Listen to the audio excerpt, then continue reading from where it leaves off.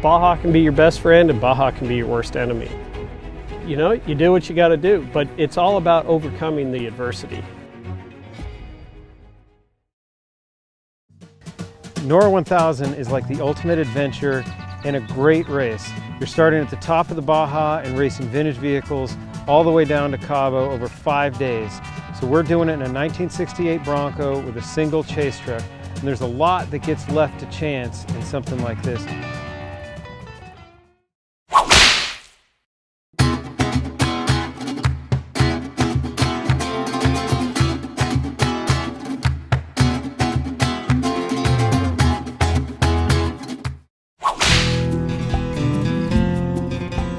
Ensenada is a really cool place. It's called the Off-Road City in Mexico. The mayor calls himself the Off-Road Mayor.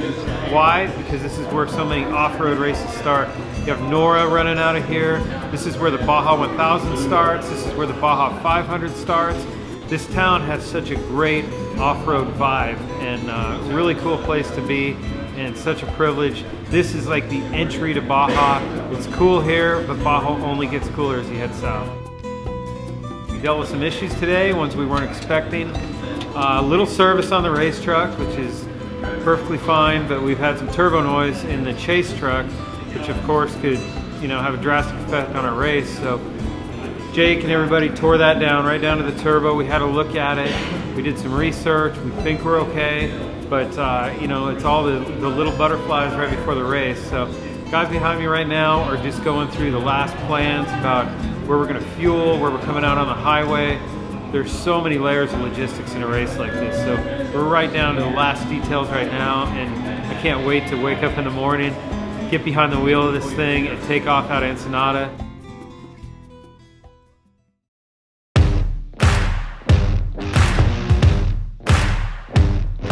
Now's the time you throw caution in the wind and hope that everything you've done is going to help you get to the end. All right, 37 races off the start line. If they break down, they can use the sat phone to call us, which we have to keep on at all times. And we would go in on an access road after all the race traffic is cleared and repair the race truck with all the stuff that we have here on the chase truck. The terrain leaving Ensenada is very mountainous. Then we get down into some fast stuff that we've run before with the Score Baja 1000. We work our way through to some new trails and some access roads, and we go down Laguna Diablo, which is this dry lake bed that's going to be real loose from the San Felipe 250 that was just run. We touched some silt and some big hoops. Worked our way through Morelia Junction into San Felipe, which is on the Cia Cortez. What a wonderful place. We're at Pete's Camp tonight, camped out on the beach. And what a great day. The Bronco ran super clean. The adventure down here in Baja, I know we're gonna have crazy ups and downs that are not even around in racing. We're just hanging out down here on the beach, camped out, working on the Bronco, and here comes a paraglider and gave us all rides. And how cool is that? I've never been up in something like that. And stuff like that happens every year, whether it's that or, we got tangled up with a school crossing sign last year. And it's a great adventure. And that's why people really end up coming down to Baja. There's a ton of people down here, whether they're racing, just enjoying outdoors and adventure. You gotta love it.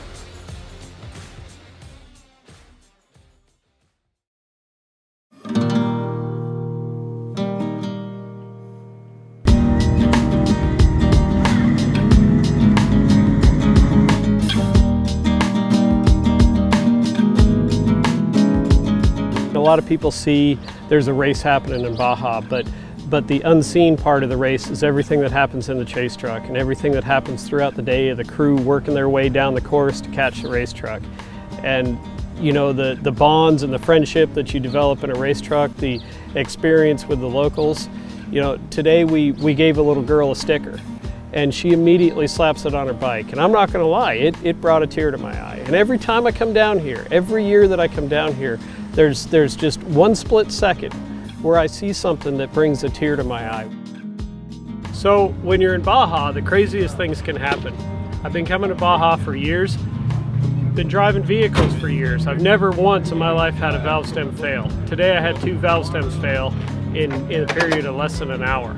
We had rough roads, we had all kinds of stuff. We had to scramble and do all kinds of engineering to get the chase truck down to the finish line. Fortunately, the race truck was doing really well and beat us to the finish line. Man, today was a big day. Oh my gosh.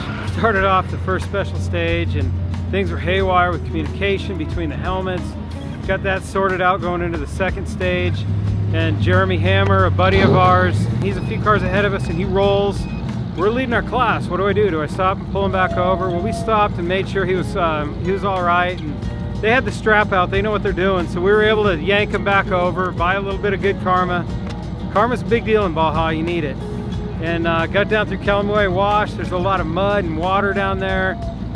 After that, we took off and finished up the last stage, 15-miler, right where this thing loves to run. Had a few exciting moments in there on two wheels, but finished up in Bay of LA, ran the gas stations dry of fuel. We'll go back, make sure the truck's good to go tonight, and off we go south tomorrow.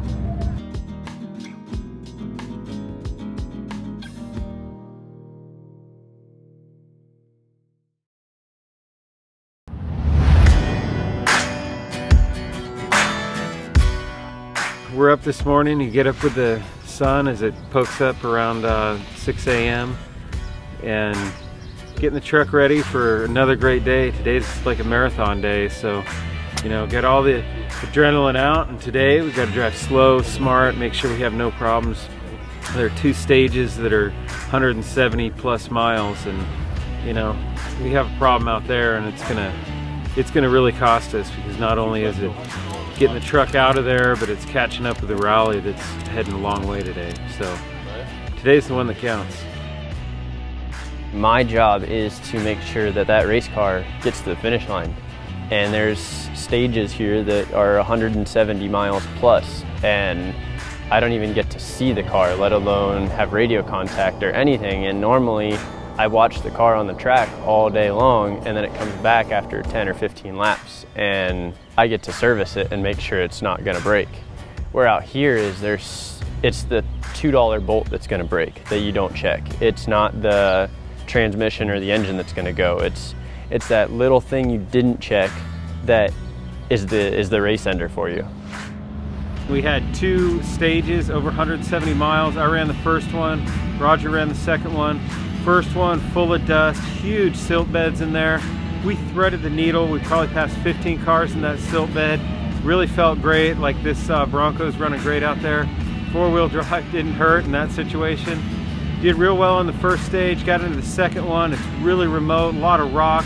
We were down to 30 feet below sea level in these huge salt pans. The end of that stage was really rough, but we made it through clean, no problems. It was our best day yet. We finished 52nd on the day. So we're climbing up in the standings of the rally and running real well.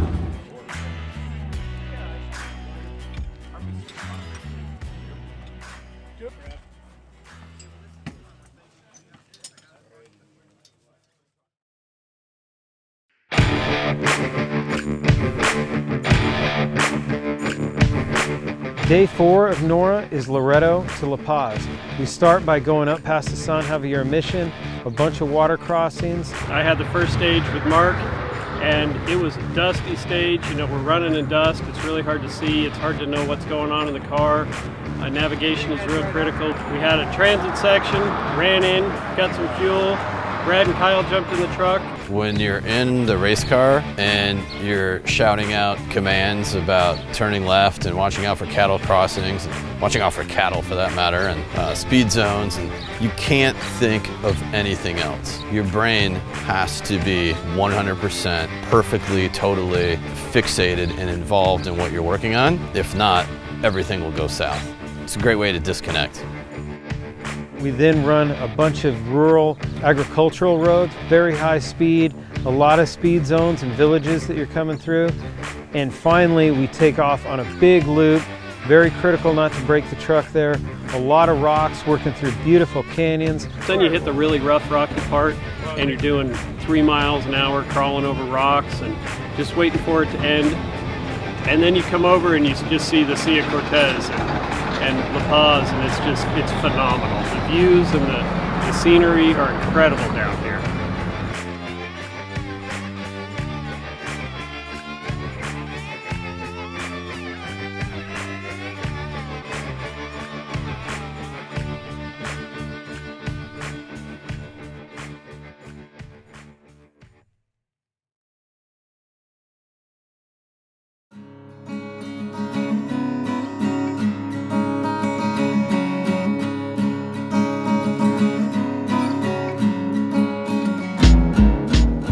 The very last day of NORRA has been a short one historically. This time it's not going to be. La Paz to San Jose del Cabo. This time we're headed west over through Todos Santos, through the mountains, and then we have a secret special stage at the end where there is no GPS file. We're doing it the old school way with just notes. So that special stage is really what I think is going to divide the winner. Baja is really magical. I heard people say it before I came down here, and it takes coming down here and struggling through this type of environment to really feel what it's about. There's so much variation. There's beauty, there's desolation, there's beaches, mud, water, lots of sand, hoops, high-speed roads. It's everything wrapped into one. It's not a desert race, it's a land race.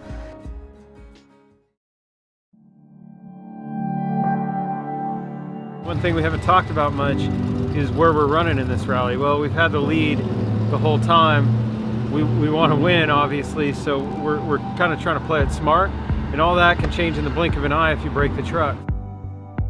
Wow, last day, you know, we really needed to finish a couple of these stages to tie up the win, and the first stage was really fast, awesome. You know, we rolled into Todos and everything went good, and then after that, you know, it's just like trying to put time on the clock, see what we can do. Came through this twisty, windy mountain stage, the GPS quit working, there's a bunch of mayhem. Oh, the GPS just blinked out. Okay, so we're old school. And then this last stage, they didn't give you any GPS file, so you're just reading notes. So I had my head down reading notes. Roger was tearing through there, didn't miss a turn. Up here to the finish. 3 times we've won this thing in a row, and it's awesome. It's kind of just setting in, but it's a big deal to finish this race and to win. So proud of our team. We have fought through 5 days and all the preparation before that to get here. It's about finishing. If you do well and you win, boy, that's great. But to persevere through Baja is the real challenge. Every stop we've made on this trip has been beautiful, and it doesn't matter where you go. After day 1, I was hooked, and I want to keep coming back just because of the sheer beauty of it. What an experience, you know, memories that will last a lifetime.